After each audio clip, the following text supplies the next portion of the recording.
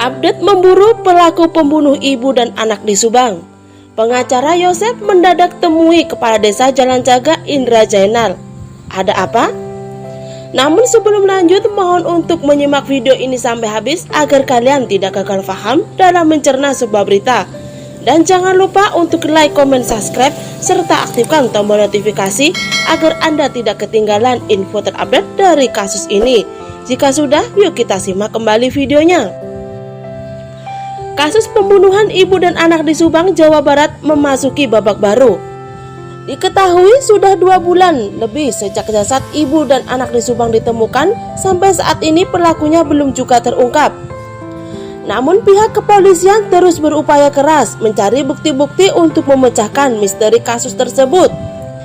Pada Jumat 5 November 2021, pengacara dari Yosef yaitu Rohman Hidayat berkunjung ke kantor desa Jalan Caga dan bertemu dengan Kepala Desa Indra Jainal Alim.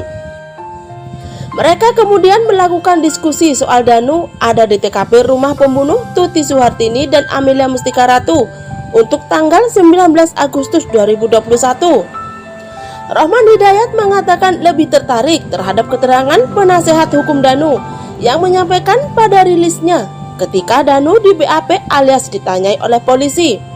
Ini seputar Danu ada di TKP pada 19 Agustus 2021. Saya ingin mengomentari secara ilmiah. Yang saya garis bawahi adalah ketika Danu ada di TKP pada 19 Agustus 2021, ungkap Rohman Hidayat. Gambaran itu muncul dalam YouTube Indra Jainal Channel di unggahan Jumat 5 November 2021. Mencari pelaku pembunuh ibu dan anak di Subang yaitu Tuti Suhartini dan Amelia Mustika Ratu tampaknya masih berkutat soal Danu yang merupakan saksi ada di TKP pada 19 Agustus 2021. Antara Indra Jainal Alim dan Rohman Hidayat tambah akrab dikarenakan mereka satu profesi. Namun sehari-harinya Indra Jainal Alim juga berprofesi sebagai pengacara, kini sedang menjabat sebagai kepala desa dan profesinya pengacara cuti.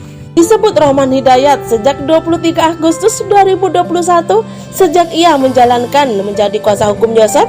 Baru sekitar 1-2 minggu terakhir baru mengetahui adanya cerita soal Banpol. Itu pun katanya berdasarkan rilis dari penasehat hukum atau pengacara ini yang membuat dirinya tertarik untuk menelusuri. Yang menjadi pertanyaan, mengapa pada 19 Agustus 2021 Danu yang masih terperiksa dalam kasus ini berada di TKP, ucap Rohman Hidayat. Kedua, katanya disebutkan Danu disuruh Yoris, anak Yosef, dan Tuti Suhartini, kakak Amelia Mustika Ratu, untuk menjaga TKP. Mengapa Danu disuruh oleh Yoris? Padahal lokasi itu sudah diberi polis lain, do not cross alias dilarang melintas, tanya Rohman Hidayat. Menurut dia, dalam persoalan ini sudah menjadi overlapping. Pertama, ketika satu lokasi menjadi TKP setelah polis lain dipasang, di situ adalah kewenangan penyidik. Rohman Hidayat menilai ketika Yoris menyuruh Danu mengawasi TKP itu sudah overlap.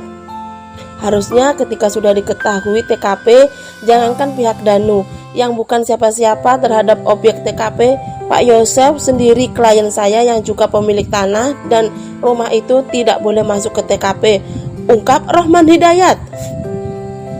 Persoalannya, kata Rohman Hidayat, adalah orang lain yang terperiksa, yang ketika diklarifikasi ada anjing pelacak mengarah ke Danu. Kenapa ada di sana? Dan ini menjadi pertanyaan besar. Menurut Rohman Hidayat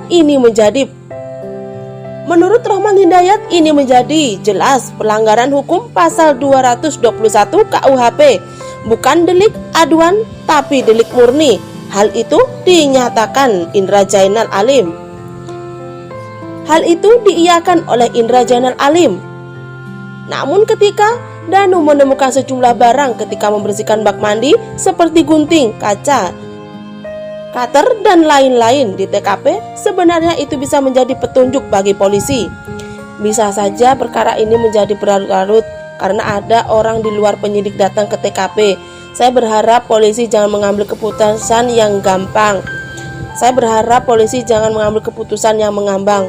Tetap saja Danu sebagai tersangka melanggar pasal 221 ayat 2. Setidaknya jelas kepastiannya, ungkap Rohman Hidayat. Dikatakan juga Rohman Hidayat, nah kalau Danu memang ada yang menyuruh, siapa yang menyuruhnya? Kan ada pasal 55 yaitu turut serta. Katanya kembali, karena itu menurut Rohman Hidayat yang menyuruhnya hanya ditetapkan sebagai tersangka, juga yang disuruhnya, ujarnya kembali.